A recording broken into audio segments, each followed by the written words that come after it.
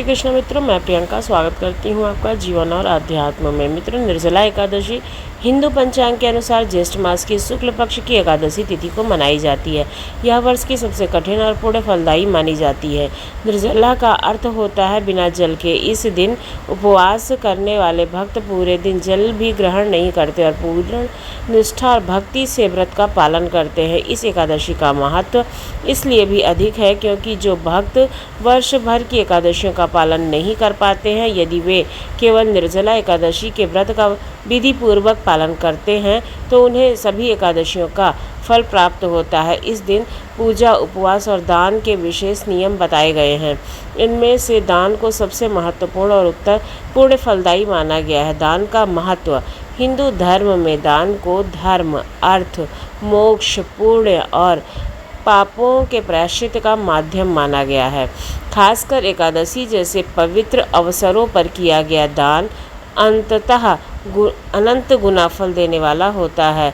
निर्जला एकादशी पर किया गया दान अक्षय पुण्य फल प्रदान करता है और व्यक्ति को मोक्ष की प्राप्ति कराता है। 2025 में इस एकादशी की तिथि का शुभ मुहूर्त पंचांग के अनुसार 6 जून को रात को 2:15 पर एकादशी तिथि शुरू हो जाएगी।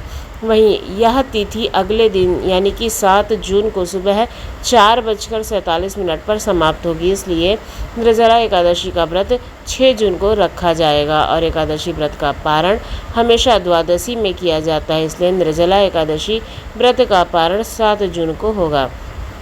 तो चलिए दोस्तों, जान लेते हैं कि निर्जला एकादशी पर किन किन चीज़ों का दान करना विशेष फलदायक माना जाता है। नंबर 1, जल से भरा हुआ घड़ा जलदान। जलदान को निर्जला एकादशी पर सर्वोच्च दान माना जाता है। इस दिन जल से भरे हुए मिट्टी के घड़े में तुलसी का पत्ता, आम के पत्ते या फिर लाल कपड़ा बांधकर दान किया जाता है।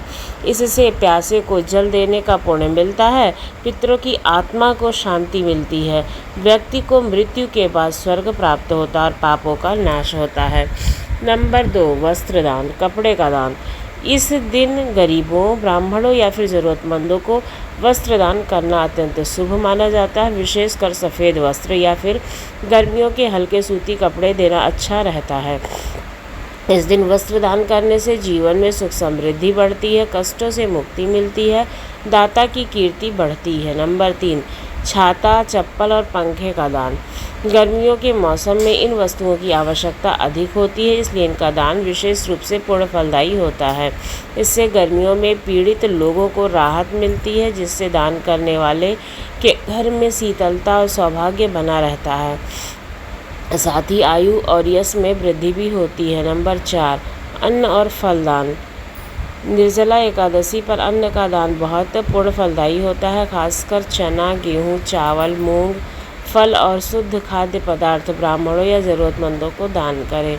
अन्न का दान करने से कभी धन्य धान्य की कमी नहीं होती है, घर में कभी दरिद्रता नहीं आती है, देवता और पितरों की कृपा प्राप्त होती रहती है। नंबर 5, घी, शक्कर और गुड़ का दान। ये वस्तुएं शरीर को ऊर्जा देती हैं और ख़ास तौर पर गर्मियों के मौसम में उपयोग में लाई जाती हैं। इनका दान भी विशेष माना जाता है। इससे जीवन में मिठास और ऊर्जा बनी रहती है, स्वास्थ्य अच्छा रहता है, देवताओं की कृपा मानी जाती है। वैसे भी गुड़ का दान सूर्य का माना जाता है। अगर आपकी कुंडली में सूर्य दोष है तो आप गुड़ का दान अवश्य करें। तुलसी पौधा और बेलपत्र का दान। तुलसी और बेलपत्र का धार्मिक महत्व अत्यंत उच्च है। इसका दान करने से पवित्रता और सकारात्मक ऊर्जा मिलती है, घर में शांति और समृद्धि आती है, ईश्वर की कृपा सदैव बनी रहती है, शोक रोग से मुक्ति मिलती है। नंबर 7, चंदन, इत्र और सुगंधित वस्तुएं। इस दिन चंदन व सुगंधित द्रव्य दान करना भी उत्तम माना जाता है। ये वस्तुएं देव पूजन में भी उपयोग में होती हैं। इनसे मन शांत और प्रसन्न रहता है, पवित्रता की अनुभूति होती है, मानसिक तनाव से मुक्ति मिलती है। पूजा सामग्री का दान। कपूर, अगरबत्ती, रोली, दीपक, हल्दी, कुमकुम आदि पूजा सामग्री भी दान की जाती है, विशेषकर उन लोगों को जिन्हें ये उपलब्ध नहीं है। इसमें धर्म और भक्ति की भावना बढ़ती है, भगवान विष्णु प्रसन्न होते हैं, अगले जन्म में धर्मात्मा का जीवन प्राप्त होता है।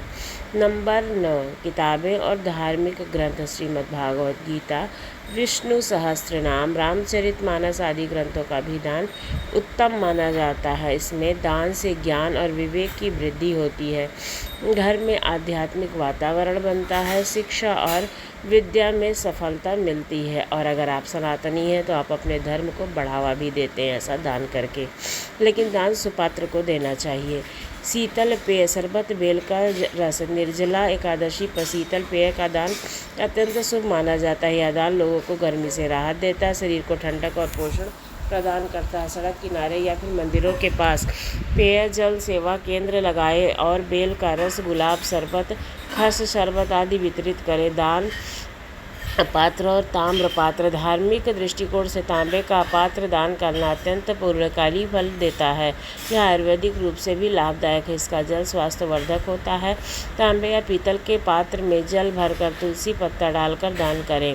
गाय का चारा और गौ सेवा, गौ सेवा का विशेष महत्व बताया गया है। निर्जला एकादशी पर गौ सेवा करना सौभाग्यशाली माना जाता है। गौ माता को अन्न देने से समस्त देवताओं की तृप्ति होती है, जीवन में सुख शांति और समृद्धि आती है। हरा चारा, गुड़, चोकर या फिर गाय के लिए लड्डू बनाकर गौशाला में दान करें। हमारे हिंदू धर्म में गाय को दान करना, गाय को खिलाना बहुत ही शुभ माना जाता है, और कहते हैं कि जिसके दरवाजे पर गाय होती है उसका घर हमेशा शुभ होता है।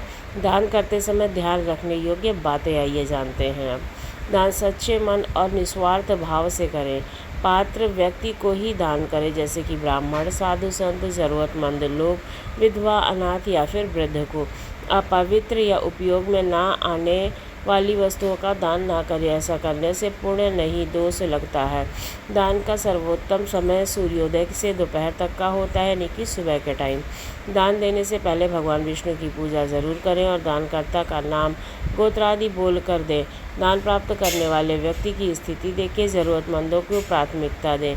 दान के साथ अपमान या अहंकार नहीं होना चाहिए। दान देने से पहले वस्तु की शुद्धता और उपयोगिता पर ध्यान दें। संभव हो तो स्वयं जाकर दान दें और आशीर्वाद प्रदान करें।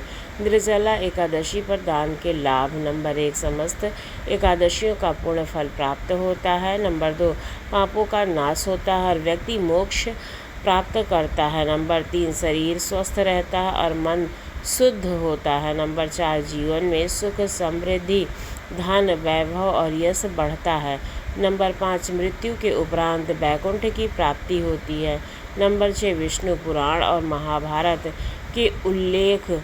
विष्णु पुराण और महाभारत के अनुसार भीमसेन ने श्री व्यास जी के कहने पर निर्जला एकादशी का व्रत किया था। चूँकि उन्हें पूरे वर्ष की एकादशियों का पालन कठिन लगता था, केवल निर्जला एकादशी का व्रत कर सभी एकादशियों का फल प्राप्त किया था। दोस्तों, उम्मीद करती हूँ आपको हमारी जानकारी पसंद आई होगी। अगर पसंद आई तो मेरे चैनल को लाइक करें, शेयर करें, सब्सक्राइब करना ना भूलें। धन्यवाद।